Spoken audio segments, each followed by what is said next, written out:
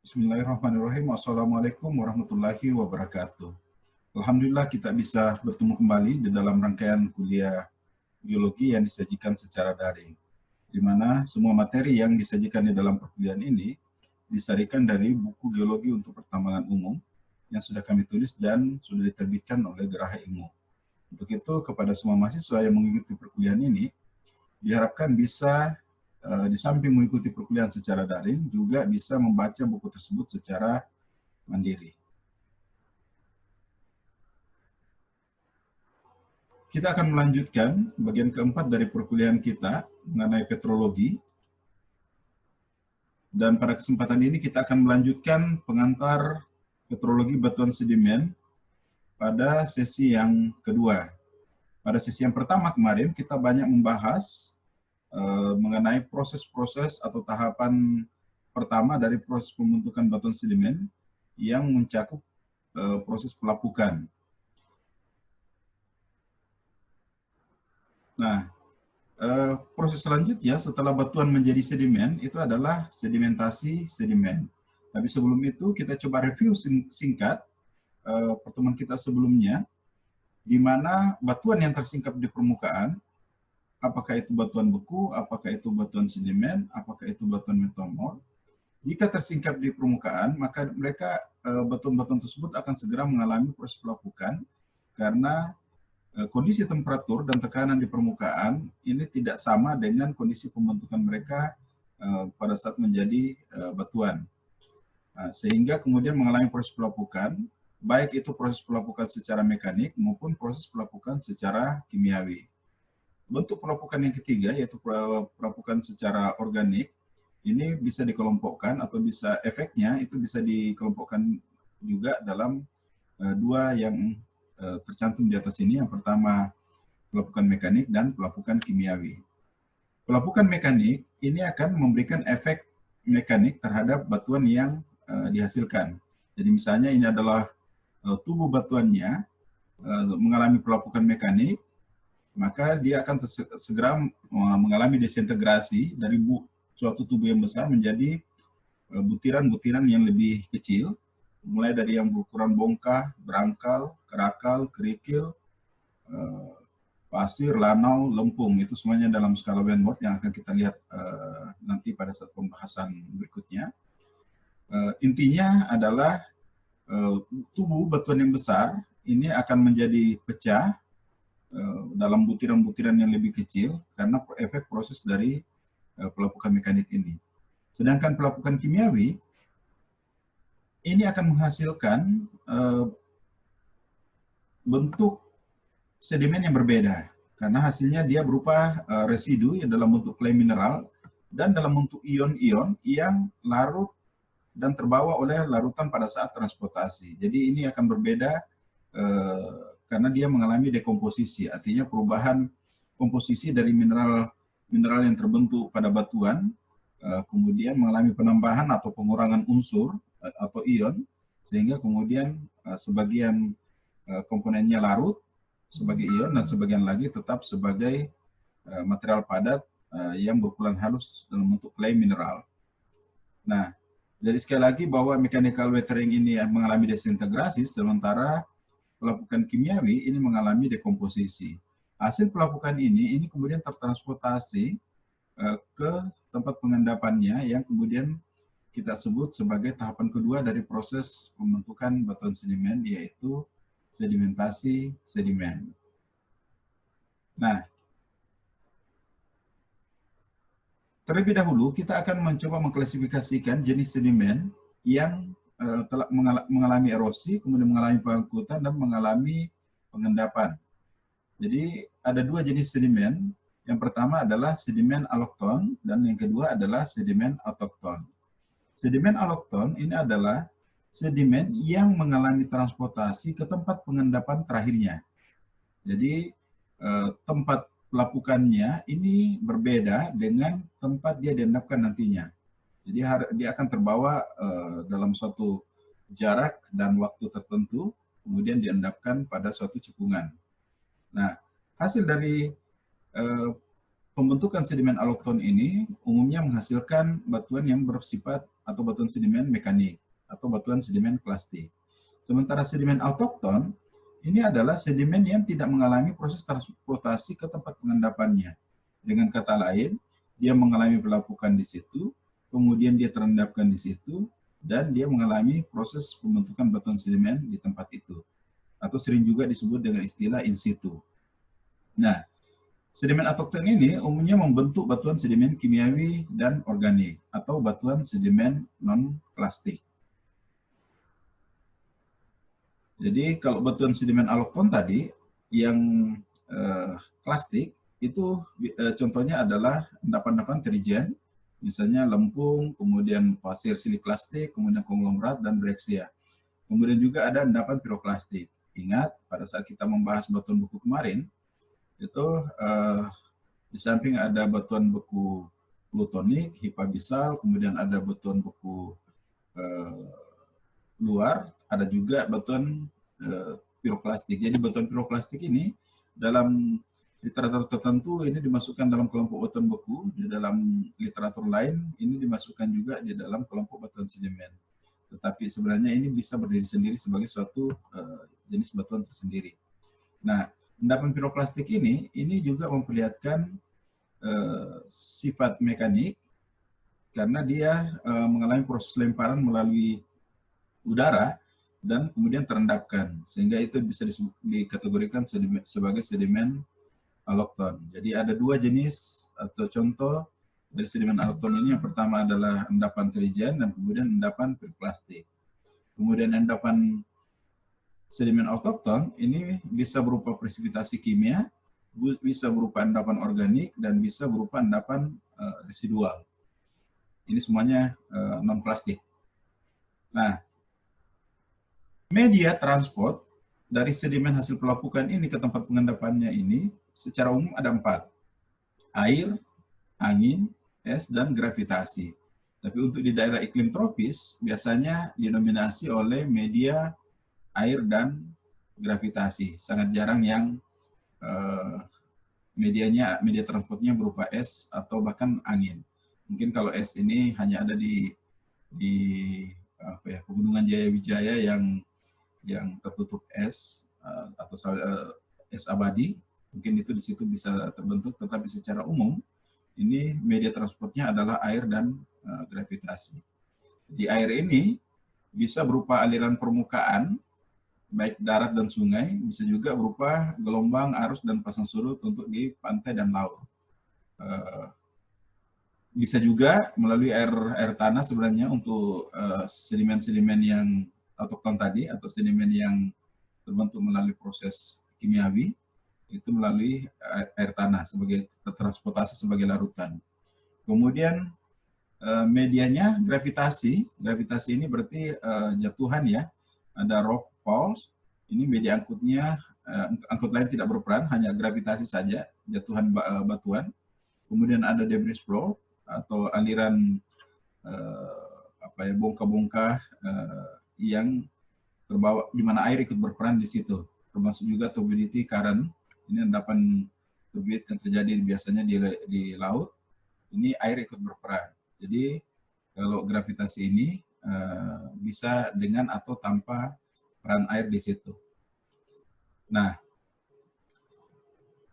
mekanisme transportasi ini secara umum terbagi dua. Ada yang disebut dengan suspended load, ada yang disebut dengan bed load. Jadi suspended load ini umumnya pada material-material yang berukuran halus, apakah itu lanau, apakah itu lempung, ini bisa dalam bentuk dissolved load atau dalam bentuk material terlarut di dalam air, atau bisa juga berupa material yang tersuspensi di dalam air. Jadi dia melayang-layang di dalam media transportnya, yaitu air. Misalnya di dalam contoh di sini nanti dia tidak pernah terendapkan di dasar sungai atau di dasar transportasinya. Kemudian sifat sedimen hasil dari suspended load ini, karena tentu saja ini material yang halus, maka presentasi massa dasarnya ini sangat tinggi. Sehingga butiran, jika ada butiran-butiran yang ada di dalam batuan hasil suspended load ini, dia akan tampak mengambang dalam massa dasar dan umumnya disertai dengan pemilahan butir yang buruk. Sementara yang mekanisme transportasi yang kedua, ini adalah bed load atau pengangkutan melalui dasar sungai. Ini biasanya untuk sedimen-sedimen yang berukuran kasar, mulai dari pasir sampai kerikil dan seterusnya, bongkah, berangkal, kerakal, sesuai dengan skala Wenworth. Jadi bed load ini terdiri dari ada dalam bentuk rolling, ada dalam bentuk sliding, ada dalam bentuk saltation atau hopping sepanjang dasar sungai. Jadi kalau rolling ini dia akan berputar-putar, ini mengikuti gradien sungai. Sementara sliding ini, jadi kalau misalnya arus dari arah kiri ke kanan, nanti dia akan mengikis bagian depan ini, mengikis bagian depan dari bongka, sehingga kemudian bongka ini bergerak maju, begitu seterusnya sampai energinya habis. Nah, sementara yang pasir ini bisa melompat-lompat di dasar sungai, itu disebut dengan saltation. Jadi modelnya kurang lebih seperti ini. Jadi proses transportasi sedimen ini akan menyebabkan terjadinya perubahan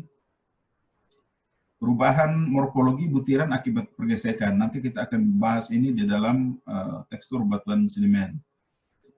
Dan batuan-batuan butiran runcing atau irregular ini akan terkikis seiring dengan bertambahnya jarak, menghasilkan butiran bulat atau rounded.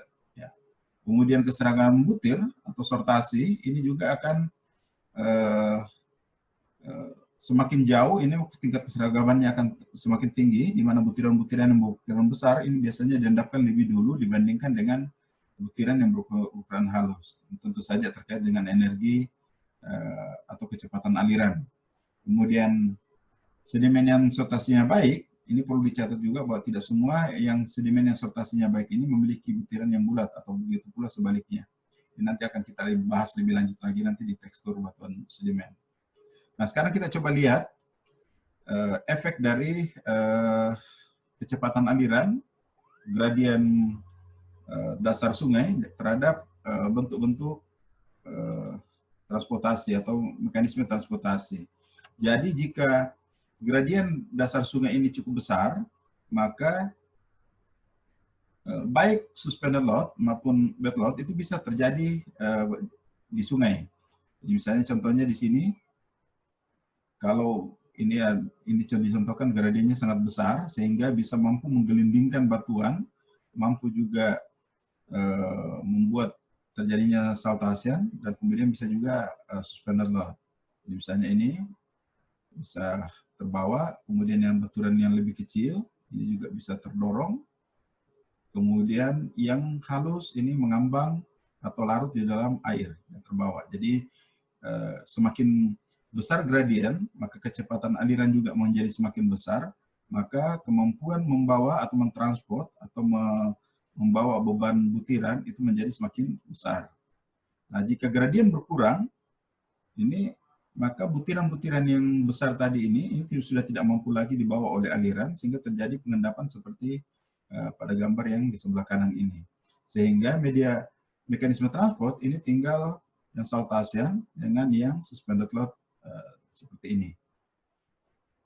Kemudian jika gradiennya itu sudah semakin datar atau sudah semakin dekat ke arah muara atau ke arah pantai, maka baik yang saltation tadi ini sudah tidak mampu terjadi, yang bisa terjadi hanya tinggal yang suspended load. Jadi itu adalah mekanisme transport, kaitannya juga dengan gradien dasar sungai, kemudian kecepatan aliran, ukuran besar butir, dan bentuk-bentuk yang dihasilkan nanti dalam bentuk tekstur sedimen. Nah, mekanisme pengendapan partikel sedimen yang terangkut dan akan diendapkan jika media angkut sudah tidak mampu lagi membawanya. Jadi ada mekanisme pengendapan mekanik di mana kapasitas angkut media, dalam hal ini air, ini tergantung kecepatan aliran dan ukuran butir sedimen. Jadi kita lihat di sini di grafik ini, Ini adalah hubungan antara kecepatan aliran dengan ukuran butir terhadap kemampuan mengerosi, kemampuan mengangkut, dan kemudian terjadinya pengendapan. Jadi kita lihat bahwa semakin tinggi kecepatan aliran, maka kemampuan untuk melakukan erosi ini akan menjadi semakin besar. Jadi di sini di bagian atas ini adalah erosi dan pengangkutan, sementara di bagian tengah ini adalah kemampuan aliran untuk mengangkut dalam bentuk bed load, sementara yang semakin ke bawah ini kemampuan untuk melakukan atau membawa material suspended load. Setelah ini dibawa, semakin besar ukuran butir, maka terjadi pengendapan. Jadi ini adalah bentuk kurva untuk kedalaman aliran 1 meter. Jadi jika alirannya kedalamannya lebih dari 1 meter, ini kurva ini akan berubah. Tapi ini setidaknya memberikan gambaran hubungan antara kecepatan aliran dengan ukuran butir. Nah, pengendapan kimiawi ini bisa terjadi dalam beberapa bentuk. Yang pertama adalah evaporasi, jadi penguapan air permukaan jika tidak terdapat suplai air baru pada suatu kolam. Jadi konsentrasi mineral terlarut ini akibat sebagian mengalami evaporasi, ini akan menyebabkan terjadinya pengendapan ion-ion atau mineral-mineral yang ada di dalam air.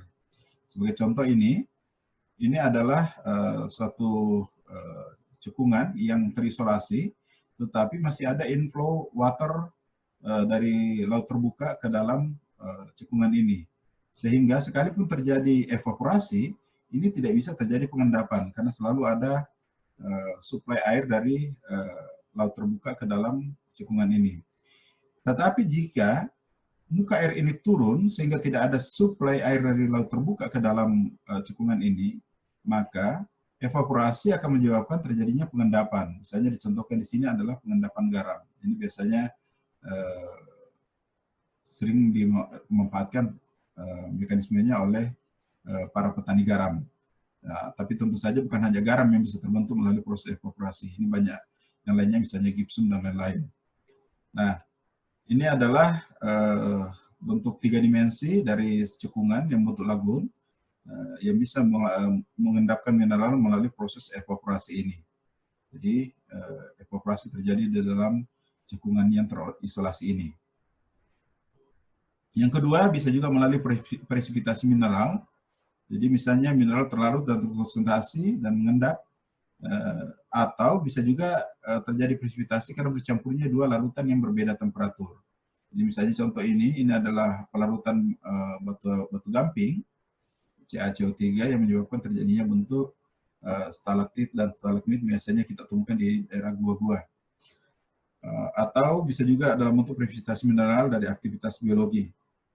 Misalnya di sini contohkan alga yang mengkonsumsi karbon dioksida dari laut, ini akan menurunkan keasaman sehingga terjadi pengendapan kalsit. Jadi sekali lagi bahwa pengendapan kimiawi ini bisa dalam bentuk evaporasi dan bisa juga dalam bentuk presipitasi mineral.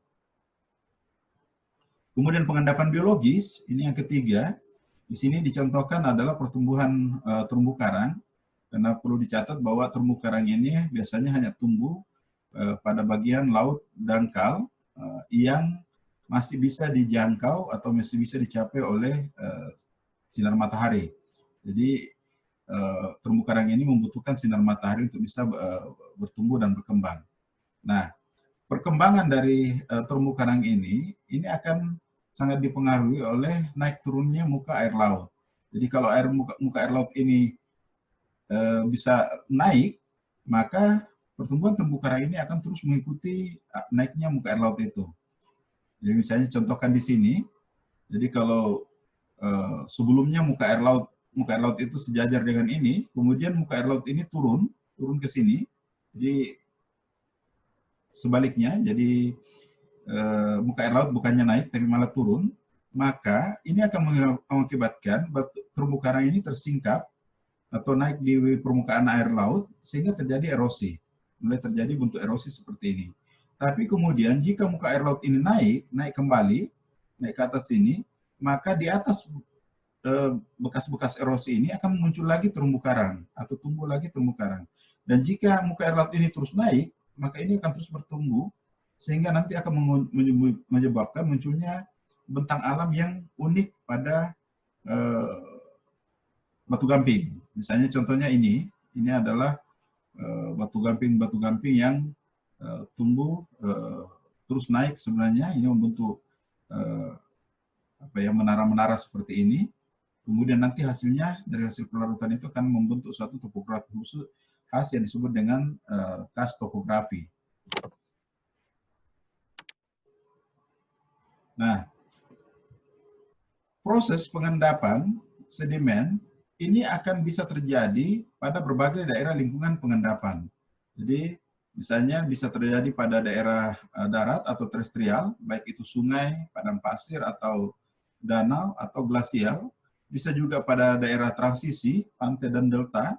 Bisa terjadi pada laut dangkal atau continental shelf, baik itu lagoon, reef, atau barrier island.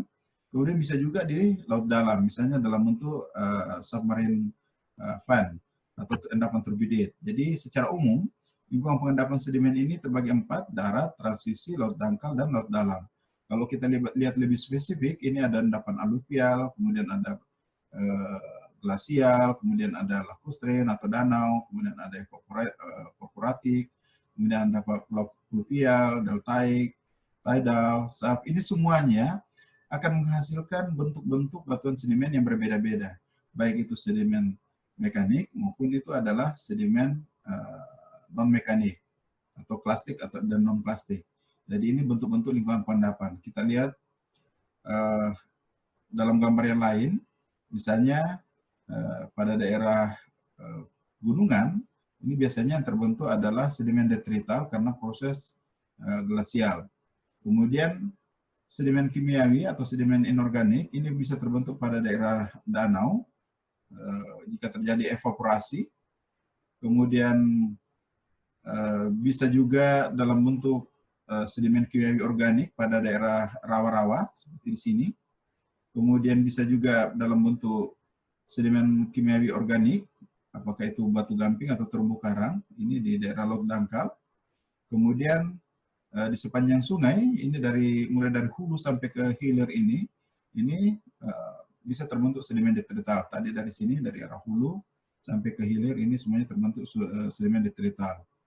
Tentu saja ini dicirikan oleh ukuran butir. Sementara yang kimiawi ini dicirikan nanti oleh kekhasan pada mineral-mineral penyusunnya.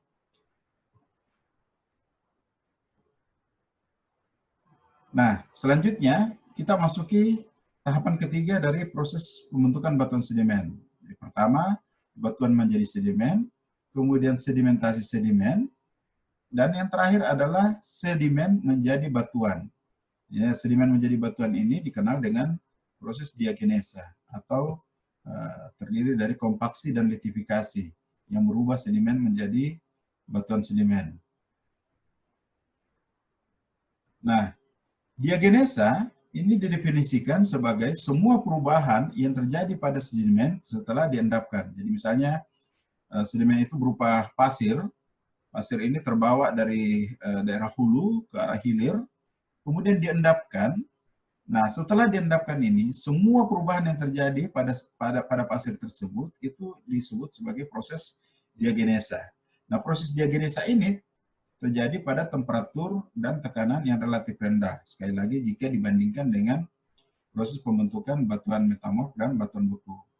Tetapi temperatur dan tekanan ini secara gradasional nanti akan bertahap ke proses metamorfisme. Jadi sebenarnya kalau kita nanti akan dikenal ada istilah Borel metamorfisme, nanti sedimen ini diendapkan, kemudian di atasnya diendapkan lagi sedimen-sedimen lain, sehingga itu terus tebal-tebal, semakin bebannya semakin berat. Akibatnya temperatur sedimen yang terbentuk di awal itu bertambah dan tekanannya juga terus bertambah. Nah, jika sedimen yang ada di atas ini terus bertambah, maka tekanan juga terus bertambah, temperatur terus bertambah, sehingga berangsur-angsur akan terbentuk proses diagenesa. Nah, proses diagenesa ini jika temperatur dan tekanan terus bertambah, itu akan berlanjut menjadi proses metamorfisme. Nah, Sehingga itulah sebabnya kenapa kita lihat di grafik berikut ini, ada proses berangsur dari diagenesa menjadi metamorfisme. Jadi diagenesa ini biasanya terjadi pada temperatur hingga sekitar 280 atau 270 derajat Celcius. Tapi setelah itu mulai terjadi proses metamorfisme. Dan kedalaman diagenesa ini juga dari kedalaman 0 sampai sekitar 30 km di bawah permukaan. Jadi setelah melewati kedalaman itu biasanya mulai terjadi proses metamorfisme. Dan proses metamorfisme ini juga secara gradasional nanti akan berangsur menjadi partial melting, membentuk magma dan diikuti oleh batuan beku. Ingat dan perhatikan bagaimana siklus batuan beku atau siklus pembentukan batuan yang sudah dibahas pada pengantar petrologi beberapa pertemuan yang lalu. Nah, ini ilustrasi. Ini setelah pengendapan, butiran-butiran ini lepas, kemudian terjadi kompaksi dan terjadi sementasi atau litifikasi. Jadi ini ada dua proses utama ini, kompaksi dan sementasi atau litifikasi ini, inilah yang disebut dengan proses diagenesa. Jadi kompaksi dan litifikasi. Kompaksi ini adalah proses pemadatan. Pemadatan ini terjadi karena adanya pembebanan sedimen yang ada di atasnya. Jadi kita bisa membayangkan misalnya begini. Misalnya ada 40 mahasiswa, ada satu orang mahasiswa kita minta berbaring di lantai, kemudian satu temannya naik menindih dia, kemudian teman berikutnya menindih dia, dan seterusnya. Semakin banyak yang menindih dia, maka tentu saja tekanan mahasiswa yang paling bawah ini akan mengalami tekanan yang paling semakin besar, sehingga kemudian mengalami pemadatan kompaksi. Ya, tentu saja ini hanya ilustrasi ya.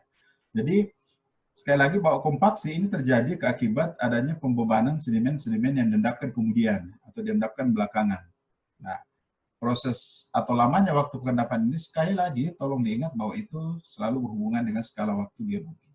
Jadi bukan diendapkan, oh ini proses tahun ini musim hujan diendapkan sekian sentimeter, tahun depan sekian sentimeter, tapi ini sekian juta tahun ya, kita berbicara begitu, sehingga ketebalan sedimen itu luar biasa, maka beban yang sedimen yang ada di bagian bawah ini akan semakin lama semakin besar. Efeknya adalah terjadi pengurangan porositas dan permeabilitas. Dan karena porositas dan permeabilitas ini berkurang, maka air pori ini menjadi terperas. Artinya air, karena ingat sedimentasi ini transportasi oleh media air, diendapkan di suatu cekungan, tentu saja dia diendapkan bersama-sama dengan air yang mengisi pori-porinya. Nah, begitu porositas dan permeabilitas berkurang, maka air yang ada di dalam pori-pori ini akan terperas keluar mencari daerah yang bertekanan lebih rendah. Dan tentu saja karena ini semakin ke bawah tekanannya semakin tinggi, maka tentu saja dia akan bergerak ke bagian atas. Akibat berkurangnya porositas dan permeabilitas ini bisa menyebabkan terjadinya pengurangan volume sampai lebih dari 40% dari ketebalan sedimen awal. Khususnya ini terjadi pada sedimen-sedimen yang berukuran halus atau sedimen-sedimen organik. Sementara untuk sedimen yang berukuran kasar dan batuan karbonat, ini biasanya pengurangan volume ini bisa efeknya lebih kecil. Nah, kita lihat pada gambar ini adalah hubungan porositas pasir dan lempung terhadap kedalaman. Jadi terlihat di sini bahwa semakin besar kedalaman, maka porositas ini akan cenderung semakin berkurang. Nah, jadi ini bertambah kedalaman, bertambah tekanan, bertambah temperatur, maka porositas ini juga akan terus menurun mengikuti kedalaman ini. Mulai dari hal yang sama juga pada lempung, tapi pada lempung dan batu lempung ini biasanya penurunan porositas ini jauh lebih dramatis dibandingkan dengan perubahan porositas pada pasir. Itulah sebabnya di bawah permukaan, kalau di permukaan biasanya porositas lempung dan kleston ini lebih besar daripada pasir, tapi seiring bertambahnya kedalaman, maka porositas pasir ini relatif menjadi lebih besar dibandingkan dengan porositas lempung. Nah, setelah mengalami proses kompaksi, maka proses selanjutnya adalah proses litifikasi. Jadi ini sedimen terus bertambah di bagian atas, beban terus bertambah, temperatur dan tekanan terus bertambah, sehingga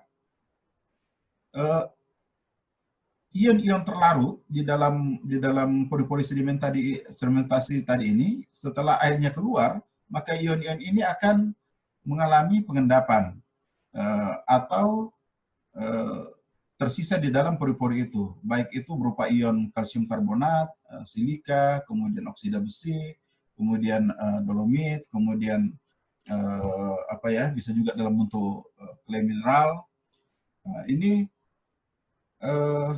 akan bereaksi dan membentuk semen yang mengikat butiran-butiran sedimen, atau ini khusus untuk autogenik mineral. Jadi kalau misalnya kita lihat di sini, ini untuk yang kimiawi yang ada di sebelah kiri ini, ion larut dari batuan dan terbawa oleh air tanah ke sedimen di bawahnya. Jadi ini melalui mengikuti aliran air tanah dan kemudian diendapkan pada suatu tubuh sedimen, belum menjadi batuan sedimen, dan kemudian terjadi proses pelarutan di ion-ionnya mengikat butiran-butiran sedimen yang ada. Nah, ini sama ya, air yang banyak mengandung ion-ion ini masuk ke dalam pori antara butiran, bertambah tekanan menyebabkan airnya keluar, ionnya bertahan dan kemudian berubah menjadi semen. Nah, ini bagaimana contoh ilustrasi dari proses kompaksi dan sementasi ini. Jadi misalkan di cekungan ini terendapkan suatu lapisan sedimen yang berwarna kuning ini, diikuti oleh lapisan sedimen yang berwarna coklat, kemudian di atasnya ada lagi endapan sedimen berwarna hitam. Akibatnya adalah sedimen yang berwarna kuning ini tentu mendapat tekanan dan pembebanan dari sedimen yang di atasnya ini menjadi lebih besar. Sehingga kemudian butiran sedimen yang ada di lapisan yang berwarna kuning ini mulai mengalami tekanan. Kalau kita ilustrasikan seperti ini ada gaya tekanan dari sedimen ke atasnya, sehingga pori-pori ini berkurang seperti ini terus ditekan, sehingga air dan oksigen ini keluar, menyisakan ion-ion di pori-pori yang masih tersisa. Dan ion-ion ini menjadi reaktif, kemudian mengikat butiran-butiran ini.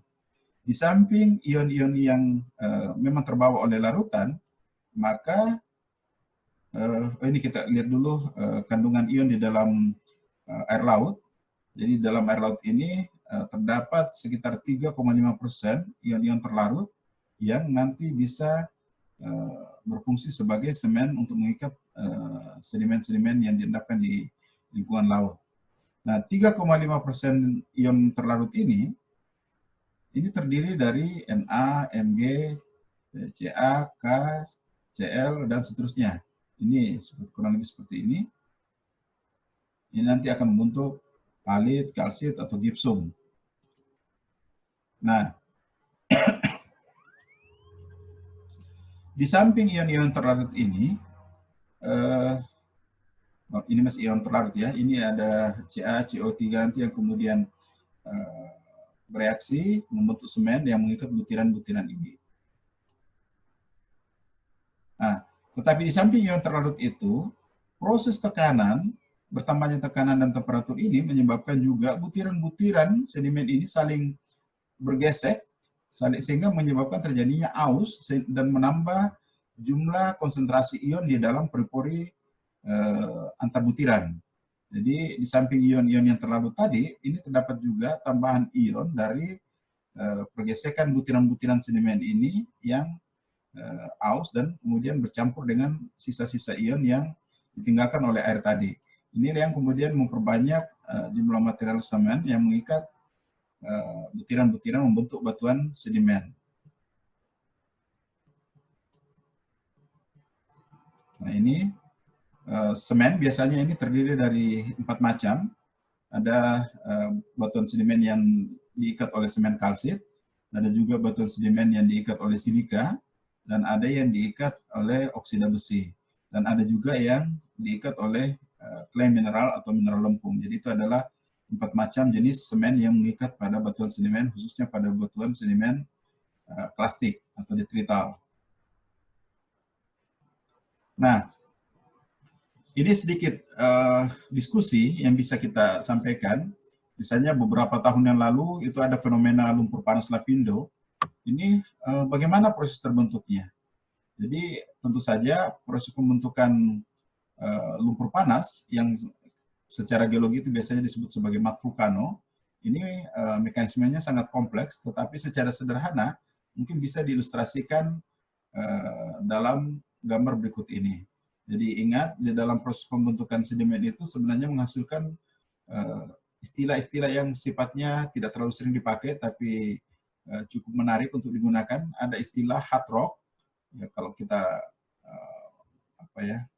pernah lewat di Hard Rock Cafe, kalau ada yang ke Bali, di Pantai Kuta itu ada Hard Rock Cafe, itu sebenarnya berasal dari asal kata hard rock atau batuan keras atau batuan sedimen yang berhasil menjadi batu.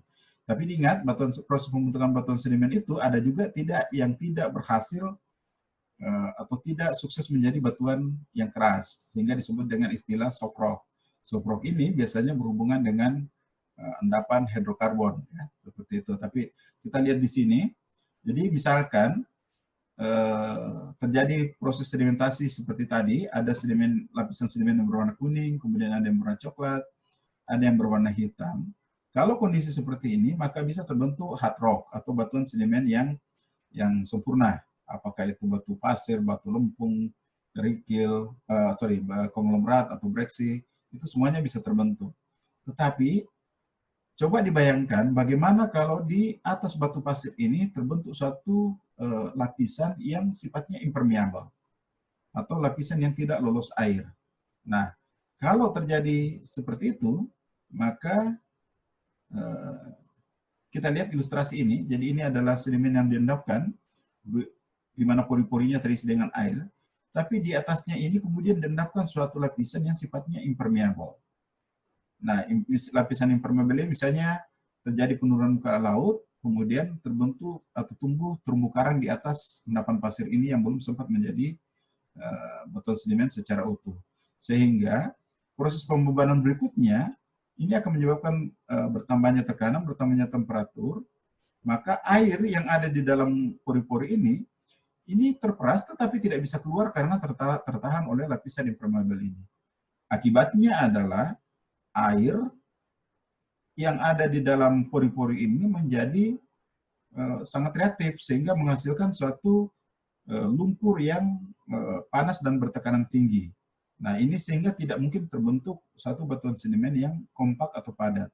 Jadi dia selamanya dalam bentuk lumpur panas bertekanan tinggi. Sehingga jika ada kebocoran atau ada retakan pada batuan yang ada di atas ini yang bersifat impermeable ini, maka tekanan dari lumpur panas ini bisa keluar ke permukaan, ke atas, seperti ini ya. Jadi itu menghasilkan yang disebut dengan istilah mat vulkano. Jadi itu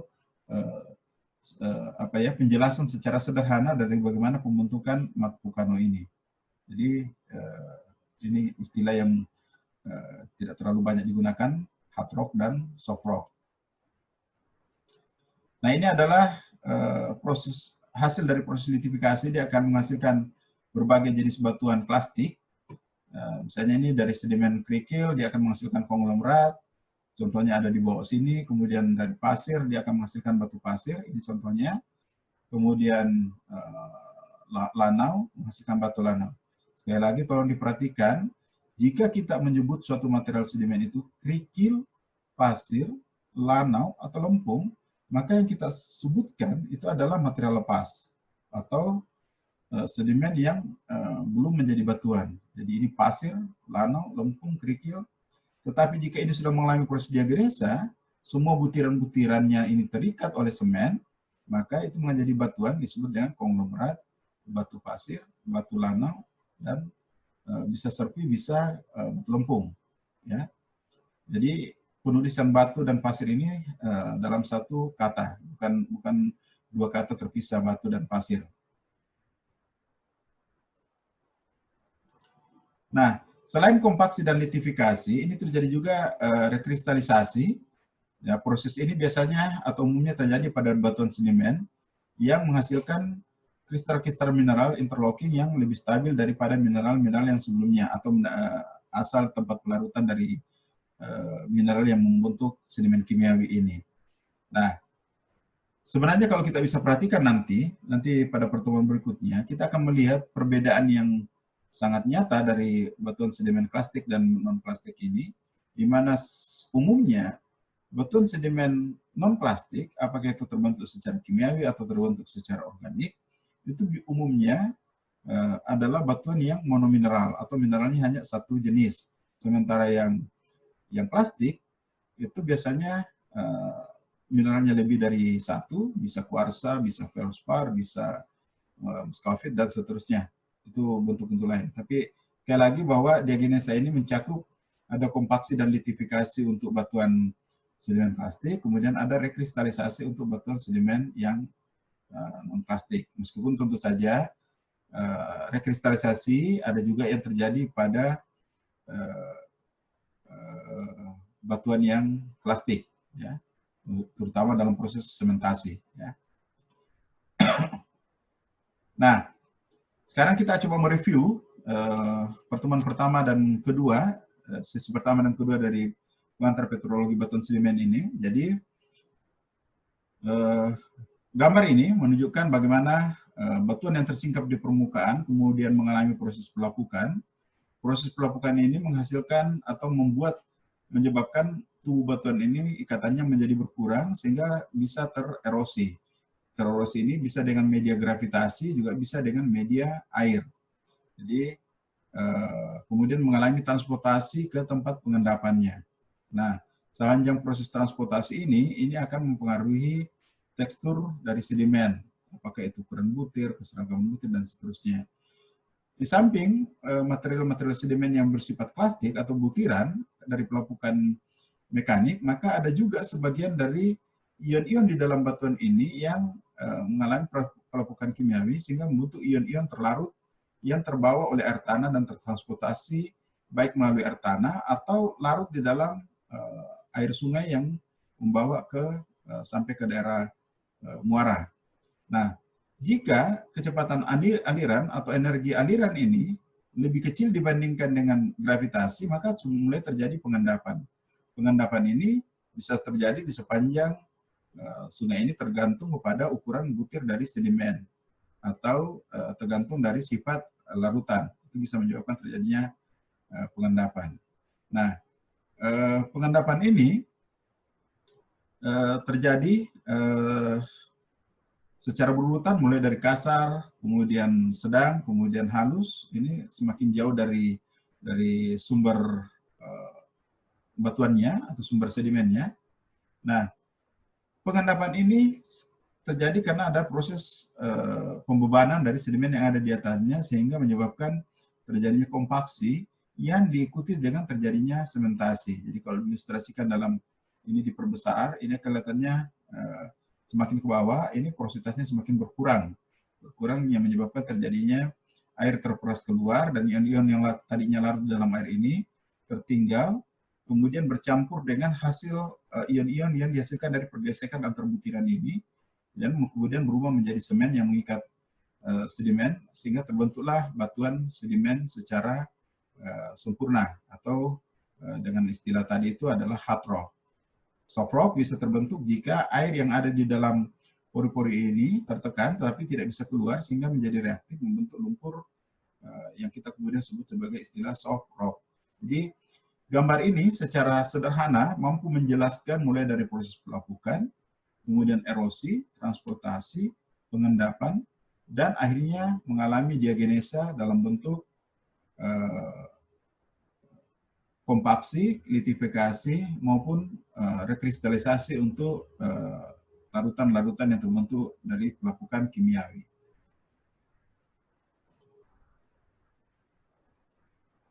Baik, sekarang kita akan memberikan tugas untuk pertemuan sesi pertama dan yang kedua ini. Jadi video berikut ini adalah proses-proses yang terjadi dalam pembentukan batuan sedimen. Jadi harap menyimak dengan seksama video berikut ini, dan kemudian tugasnya adalah menceritakan ulang dengan bahasa masing-masing, di mana semua uraian harus dilengkapi dengan screenshot dari video yang diceritakan.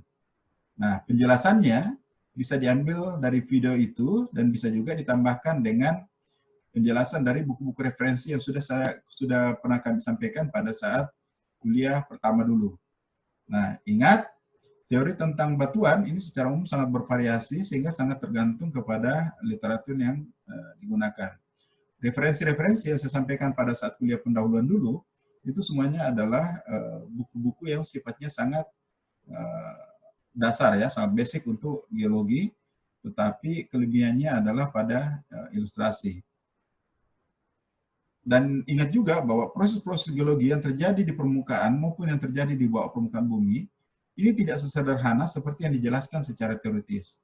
Bahkan sebaliknya justru sangat-sangat kompleks. Kemudian ingat yang ketiga bahwa tugas ini bersifat individual dan makanya tugas yang tingkat kemiripannya sampai 50% ini tidak akan mendapatkan nilai. Tugas dibuat dalam format dokumen atau Word dan dibuat juga dalam format PowerPoint. Sehingga nanti mahasiswa secara acak akan ditunjuk untuk mempresentasikan tugasnya dan akan juga ditunjuk secara acak 5 mahasiswa sebagai pembahas. Nah, mari kita menyimak video ini, kemudian adik-adik sekalian menjelaskan kembali dalam bentuk Word atau PowerPoint nantinya. Selamat belajar. In this video, we're going to continue our look at weathering, erosion, and deposition, paying particular attention to rivers and how they erode and deposit sediment across the earth. As always, we have a quick handout to go along with this video, which you can go and grab at the website. So let's begin by reviewing these key terms. So weathering is the breaking down and changing of rocks as a result of exposure to the environment. So when rock in nature is exposed to the air and wind and water and ice, those forces will eventually break rocks down from larger pieces into smaller pieces known as sediments. In some cases, those rocks might actually change composition as a result of these weathering interactions. Then we have erosion. Erosion is transportation. So once my sediments have been broken down by weathering, erosion is going to move them from point A to point B. So think about, to give you an example from today's lesson, sediments being transported by the movement of water within a river. That's erosion. Finally, at some point, deposition is going to occur, and this is the dropping off of sediments that have already been weathered and eroded. So once they've been broken down, once they've been moved, then they get dumped somewhere, and that process is known as deposition. So again, today we're going to focus on one particular agent of erosion, and that's rivers, or flowing water on the surface of the earth. These have a huge impact on shaping our planet, and so we're going to look at all the details about what they do to the surface and how they affect the rock that they flow over. So we'll begin with a simple question, which is, what is a river? So if we had to actually define this term, it's pretty simple. It's simply water flowing downhill through a channel or some sort of defined pathway. By the way, you'll see I use the word stream and creek and brook. We can use these essentially interchangeably. Oftentimes, creek and brook and stream are used for smaller rivers, whereas the term river is used for a larger volume of water. But for all purposes, those can be synonyms. So let's look at the anatomy of a river, or what some of the parts of rivers are. And we'll begin with this little diagram right here of a little section of a stream or a river.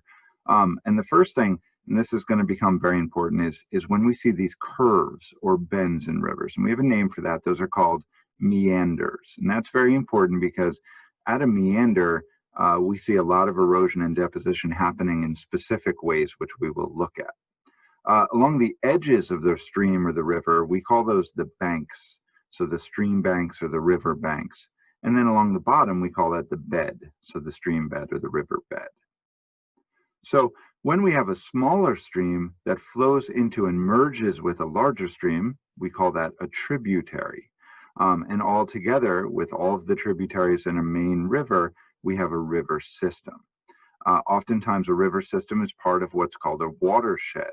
And so a watershed is an entire region of land. It may be hundreds and hundreds of miles, but it's an entire region of land where all of the tributaries, the streams and the rivers, and all the groundwater in that region merge together and flow into one central water body, whether it's a river, a lake, or the ocean.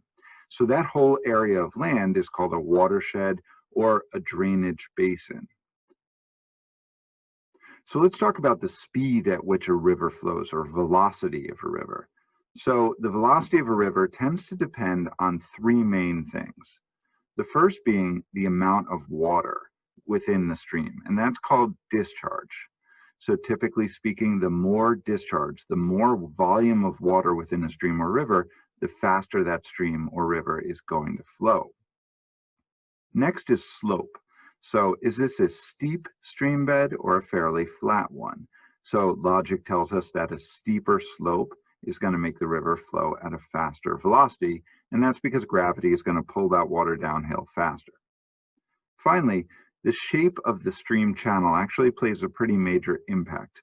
So if you think about two streams, so let's think about a narrow kind of V-shaped stream channel, which is, pretty steep, maybe a lot of water, but the channel itself is pretty narrow and V-shaped, or almost even like a U shape. Well, that water is going to be able to flow faster than a stream that's going to have a very wide and flat bottomed bed.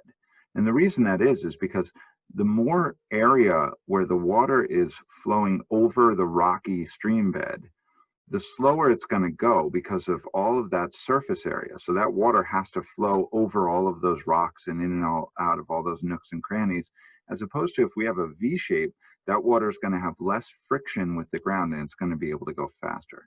So typically, a rounder, deeper, a more curved or V-shaped channel, the faster the stream will flow versus a wide, flat channel. So if we look at a river channel, which often does have this kind of V shape, within the river itself, the fastest velocity is going to be where we see this X right here. So not along the beds where the water is kind of grinding against the ground, but up away from the beds, generally in the middle of the stream. This does change if we're going around a meander. In a stream, a straight flowing stream, we'll tend to see it where this X is. So fastest in the center, up away from the stream bed. So now let's talk about the age of a river. And yes, rivers do have ages. You can tell by looking at a river whether it's a young, newly formed river or a more ancient river. And so we'll start by looking at the characteristics of a young river system. And so these are going to be, generally speaking, kind of more intense. So they're going to be steeper. They're going to have deeper, more narrow channels with a faster flow of water. They're going to have fewer curves or meanders.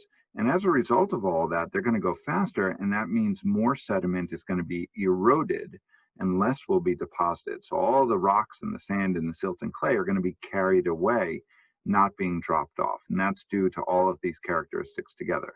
So if you see a river like the one in this picture right here, you can conclude that this is a fairly newly formed river. This has not been around for thousands and thousands of years. On the other hand, an older river is going to be exactly the opposite. It's going to have a gradual slope, so more flat as far as the bed goes. Shallow, wide channels, which all result in a slower flow velocity. We'll often see these big, wide, curving meanders, and the result is that we get a lot of deposition. So sediment is constantly being dropped off, and you can actually see that in this example right here with all of these sandbars within the river flow. That's all deposited sediment because the water is constantly slowing down and dropping off whatever it's carrying. So now that we've talked a little bit about velocity, it's important to point something out, though it is pretty logical, and that is the faster a river is flowing, the bigger the sediments that it can erode or transport, which makes sense. If I have a very fast flowing river, it's going to be capable of transporting along larger size sediments, so sand and silt and clay, but also in some cases it can even bounce along pebbles, and in the fastest rivers, possibly even cobble-sized rocks. This is very logical. It's all summarized in this chart right here. So if we look at this, what we see along the bottom here is the velocity of the stream. So as I go from left to right, the stream is going faster. And then on the vertical axis, I see size of sediment being transported. So what I'll notice here is that, let's say I have a velocity of a stream that is about 1 centimeter per second. So if I come up and I hit the curve here and I go over, the sediment that stream is going to be able to transport is going to be classified as sand, right? So it's going to be somewhere between 0.006 and 0.2 centimeters in size. So that's fairly small sediment. That's what a river going that fast is able to transport. But if I speed up to, let's say, 50 centimeter per second river, so a much faster flowing river, that's going to be able to carry pebbles. And that is logical, right? Because the faster the river is flowing, the bigger the sediments it can carry. Only the fastest rivers on Earth are able to carry big sediments. So if I look, maybe at 100 or a little more than 100 centimeters per second, that kind of river is able to actually transport rocks that are 6, 7, 8 centimeters in diameter. So those would be classified as cobbles. So this chart shows us that the faster the stream velocity, the larger the sediments it can carry. So if we look at those sediments, this is what they would look like as they're being eroded within a river. So obviously the smaller sediments are going to be suspended. So the silt and the clay, that's going to be carried along up in the body of the water itself. And that's going to be subject to the currents and the velocity of the flow. Sand might be hopping or bouncing along the bottom. And then the bigger sediments, the gravel, the pebbles, and possibly cobbles, are going to slide and roll and bounce along the stream bed. So this is what it looks like. And you can see massive amounts of sediment are eroded by rivers, especially fast-flowing younger rivers. So when streams flow fast, they're going to tend to erode sediments, to pick it up and carry it away. And when they flow slowly, they're going to deposit it. They're going to drop it off. So the logical question becomes, okay, well, why do streams speed up? Why do streams slow down? Because if you can identify that, then you can predict where more erosion will happen and where more deposition will happen. So if we look at our meander again, what we're going to know is that on the inside part of curves, water is going to be forced to slow down. And the reason that is because when water is traveling around a sharp curve like this on the inside part, it can't go as fast. It's a sharper turn, and physics tells us that that water is going to be forced to slow down. As opposed to on the outside of a curve, it's got this big sweeping area to go, and it's less sharp, and therefore it can go faster. I often think of this the same way I think of a race car going around a curve on a racetrack. You have a choice when you approach the curve. Do you slow down and hug the inside of the curve? You have to slow down or else you'll flip. Or do you keep your speed and go on the outside of the curve where you can keep your speed up a little bit higher? Well, it's the same in the river.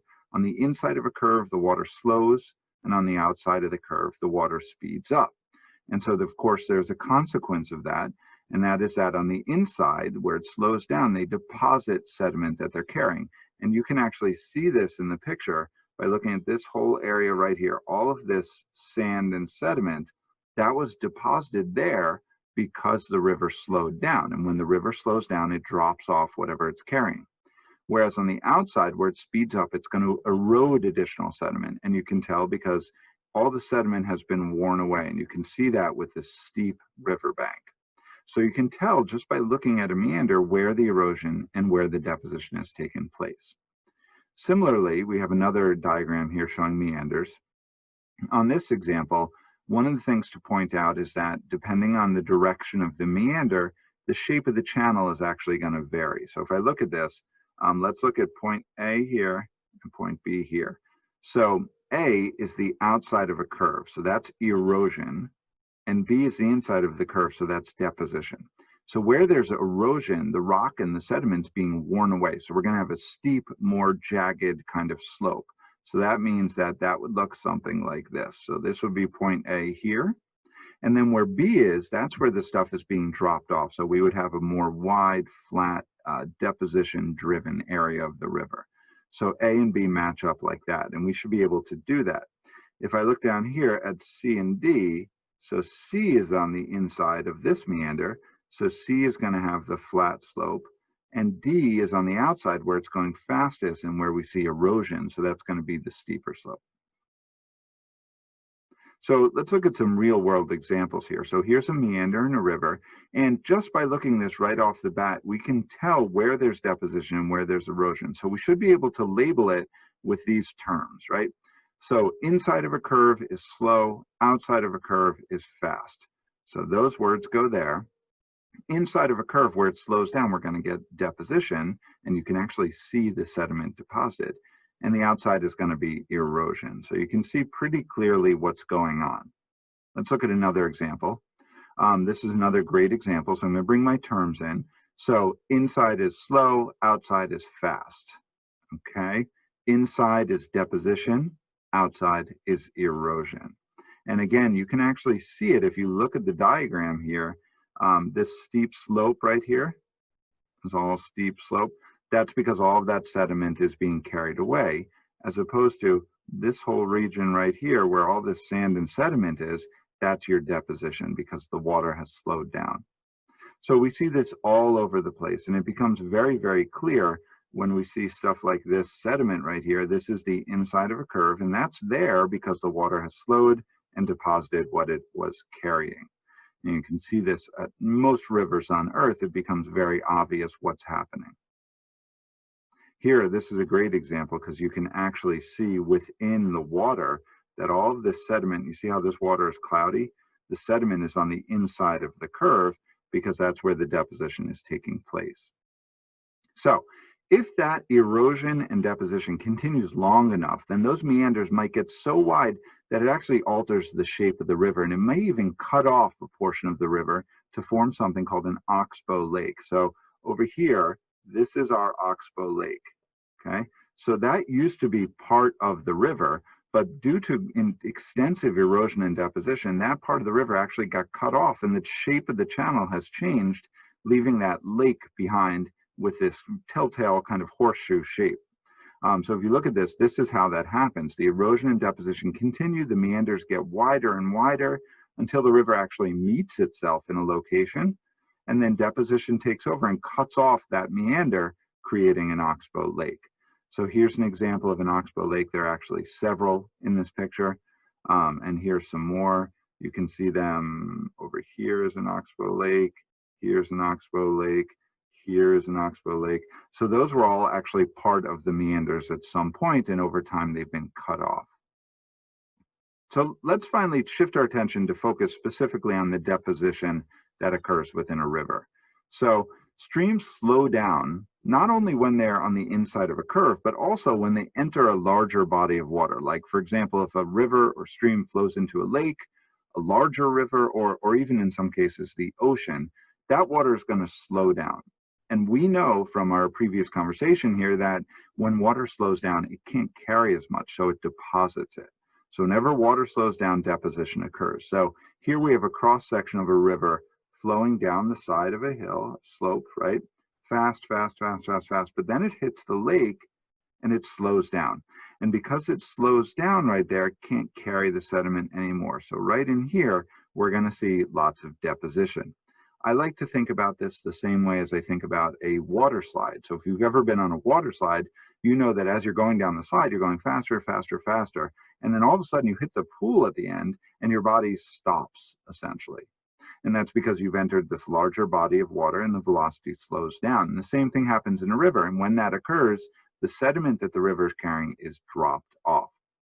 And so the sediment that is deposited creates this kind of weird accumulation of sand and silt and clay, and that accumulation is called a delta. In some cases, that delta can become a new landmass. So here's an example of a delta. So all of this kind of grayish, muddy sediment has been deposited as this little stream enters this larger body of water. All of these deltas, you can actually, they're massive, you can see them from space. The Amazon River Delta, it's huge amounts of sediment that have been deposited over time.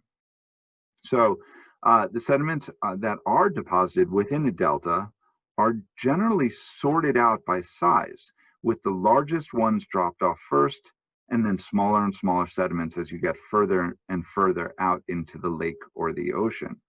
So here's a diagram that kind of shows that. Because when the stream enters the body of water, it slows down. It's going to drop the bigger stuff first, and then as it slows more, smaller stuff, and then as it slows more, smaller stuff, and then eventually smaller and smaller until it has deposited everything that it's carrying. So that sediment, that sorting, is called horizontal sorting because the size of the sediments is sorted out from big to small, from side to side, okay? Sometimes, though, we'll have sediments that deposited very quickly, and that might result not in horizontal sorting, but in vertical sorting. So rapid deposition, you know, for example, if I have a rock slide on a cliff where a bunch of sediment is dumped into a lake all at once, then my biggest sediment is going to accumulate on the bottom, and the smaller stuff is going to settle a little bit slower and end up being on top. And so we end up with this vertical sorting. And we have a name for vertical sorting. It's called graded bedding. So that's when we have top to bottom, small to large. And this is what that actually looks like. You can see on the bottom are larger size sediments, and as you go up, they're smaller, and that would give us graded bedding. So horizontal sorting occurs when the sediment happens gradually, whereas vertical sorting happens when it occurs quickly. That's key. Now, final thing is, because of this abrasion, so this is a word we've used in other videos. Abrasion is a type of weathering when rock kind of grinds against rocks. Now, in rivers, sand is constantly bouncing against pebbles and rock, and it's wearing it down. And so the rocks that have been weathered and eroded and deposited by streams and rivers tend to be generally rounded and smoothed out, something like we see in this picture right here. So if I were to just hand you one of these rocks, even though you don't necessarily know where it came from, you could conclude that it spent time in running water, and that's how it got the smooth, rounded shape that you see. And so that's our look at rivers for today. Just to kind of sum up some of the key ideas, meanders, curves in rivers tell us about the age of the river, and we can identify where erosion and deposition occurs. We see sorting, whether it's horizontal or vertical, and we see rounding in these sediments. And so those are some of our key ideas for river erosion and deposition. Rivers are an incredibly powerful force that has been shaping the earth for billions of years. And rivers all have a story to tell. And by looking at them and examining their characteristics and the characteristics of the sediments within them, we can actually learn a lot about their age and how they have impacted the earth in the past and how they're changing the surface in the future. They're an amazing force that really leaves its imprint on our planet. Thanks for watching.